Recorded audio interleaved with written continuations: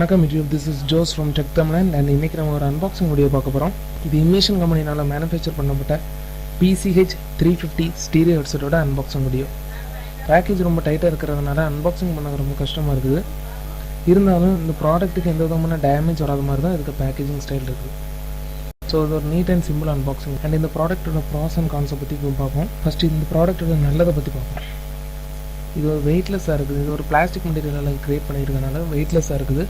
And இந்த year கப்ஸை வந்து leather material மாதிரி செய்திருக்காங்க. ஆனால் இது ஆக்சுவல் லெதர் மெட்டீரியல் கிடையாது, லெதர் மெட்டீரியல் டைப்பில் செய்திருக்காங்க.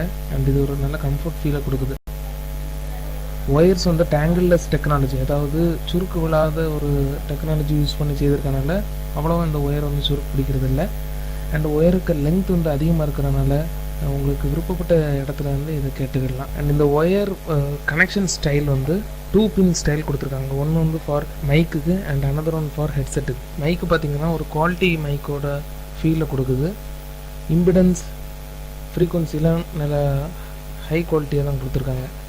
ஸோ இந்த மைக் வச்சு தான் நான் இப்போ உங்களுக்கு கமெண்ட் பண்ணிகிட்ருக்கேன். ஸோ இதை வச்சு இதுக்கு குவாலிட்டியை நீங்கள் தெரிஞ்சுக்கலாம். ஒன் சைடு ஒயர் டிசைன் கொடுத்துருக்காங்க. ஸோ உங்கள் கழுத்து சுற்றி இந்த ஹெட்செட் வந்து ஒயர் வராது, ஒரே ஒரு சைடு மூலியமாக தான் போகும்.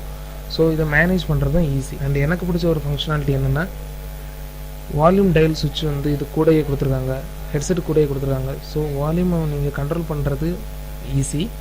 கம்ப்யூட்டர்லேருந்து தான் கண்ட்ரோல் பண்ணணும்னு அவசியம் இதுக்கு கிடையாது. அண்ட் இதோட கான்ஸை பற்றி பார்த்தீங்கன்னா இதுக்கு கான்ஸ் ரொம்ப குறைவாக தான் இருக்குது. இந்த ப்ரைஸ் ரேஞ்சுக்கு இந்த கான்ஸ் வர்றது வந்து பிரச்சனை இல்லைன்னு தான் என்னோட கருத்து. பிளாஸ்டிக் மெட்டீரியலில் மேட் பண்ணியிருக்காங்க. இது ஒரு கான்.